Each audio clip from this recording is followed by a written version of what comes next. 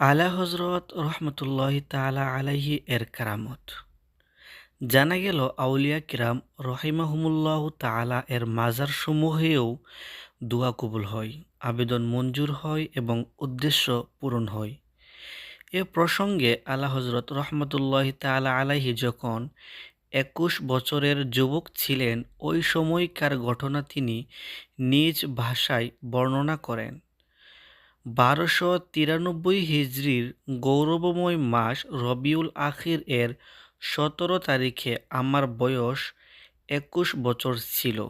আমি ও আমার পিতা রহমতুল্লাহি তাআলা আলাইহি ও হজরত মাওলানা মুহাম্মদ আব্দুল কাদির সাহেব বাদুবিনী রহমতুল্লাহি তাআলা আলাইহি একই সাথে সফরে আল্লাহ তাআলার মহান উলি নিজামুল হক ওয়াদ্দিন সুলতানুল আউলিয়া রহমতুল্লাহি তাআলা আলাইহি এর দরবারে উপস্থিত হয়। মাজার শরীফের চতুর্পার্শ্বে শরীয়ত বিরোধী কার্যকলাপ চলছিল। সৌর চিৎকারের আওয়াজে কথা বোঝা যাচ্ছিল না। উভয় বুজুর্গ প্রশান্ত মনে চেহারা মুবারকের সামনাসামনি উপস্থিত হয়ে ধ্যানে মগ্ন হয়ে গেলেন।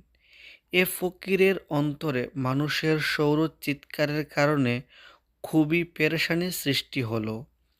পবিত্র দরজায় দাঁড়িয়ে হজরত মাহবুবে ইলাহি নিজামুদ্দিন আউলিয়া রহমতুল্লাহি তাআলা আলাইহি এর নিকট আরজ করলাম, ওহে আকা, গোলাম যে উপস্থিত হয়েছে, এ আওয়াজ তাতে বিঘ্ন ঘটাচ্ছে। মনের আরজু জ্ঞাপনকারী শব্দ এগুলোই ছিল বা এর কাছাকাছি। যা হোক, প্রার্থনার বিষয়বস্তু এটাই ছিল। এটা আরজ করে বিসমিল্লাহ বলে ডান পা পবিত্র হুজরার দরজায় রাখলাম। আল্লাহ তাআলার দয়ায় ওইসব আওয়াজ হঠাৎ বন্ধ হয়ে গেল। আমার ধারণা হলো হয়তো এসব লোক চুপ হয়ে গেছে। পিছনে ফিরে দেখলাম পূর্বের অবস্থা বহাল ছিল। যে মাত্র পা বাইরে সরিয়ে দিলাম, পুনরায় আওয়াজকে আগের মতো শোরগোল অবস্থায় পেলাম। অতঃপর পুনরায় যখন ডান পা ভিতরে রাখলাম, দেখলাম আল্লাহ তাআলার প্রশংসা ও অনুগ্রহে আগের মতো কানে আওয়াজ আসছে না। এখন বুঝতে পারলাম যে এটা আল্লাহর দয়া ও হজরত সুলতানুল আউলিয়া রহমতুল্লাহি তাআলা আলাইহি এর কারামত এবং এই নগণ্য বান্দার উপর দয়া ও সাহায্য। তখন শুকর আদায় করলাম এবং মহান বুজুর্গের চেহারার সামনাসামনি হয়ে ধ্যানে মগ্ন হলাম। এতে কোনো আওয়াজ শোনা গেল না। যখন সব শেষে বাইরে আসলাম, তখন পরিবেশ এমন ছিল যে পবিত্র খানকা শরীফের বাইরে লোকালয় পর্যন্ত আসা খুবই কষ্টকর হলো। ফকির আলা হজরত নিজের উপর সংঘটিত বিষয়ে বর্ণনা এজন্য করলাম, প্রথমত এটা আল্লাহ তাআলার একটি বিশেষ নিয়ামত ছিল এবং আল্লাহ তাআলা ইরশাদ করেন, ওয়া আম্মা বিনিআমাতি রব্বিকা ফাহাদ্দিস। অনুবাদ: অতঃপর আপন প্রতিপালক এর নিয়ামতগুলো মানুষের নিকট বেশি করে বর্ণনা করো। পারা ৩০, সূরা দুহা, আয়াত ১১। এছাড়া এর মধ্যে আউলিয়া কিরাম রহিমাহুমুল্লাহু তাআলা গুলামানের জন্য সুসংবাদ এবং বিরুদ্ধবাদীদের জন্য মুসিবত ও দুঃখ রয়েছে।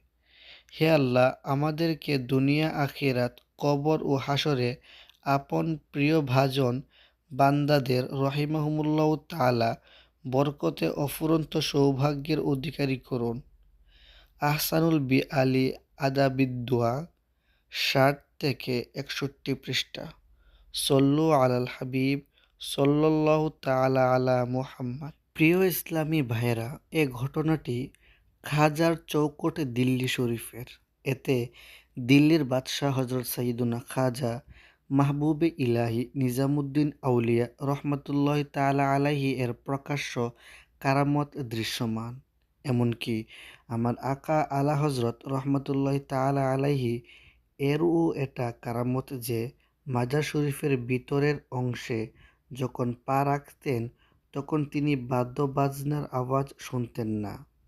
এ ঘটনা থেকে এটাও জানা গেল, যদি আউলিয়া কিরামের মাজার শরীফ সমূহে মূর্খ ব্যক্তিরা শরীয়ত বিরোধী কর্মকাণ্ড করে এবং তাদের বাধা দেওয়ার শক্তি না থাকে, তবুও নিজেকে নিজে যেন আল্লাহ ওয়ালাদের মহান দরবারসমূহের উপস্থিত হতে বঞ্চিত না করেন।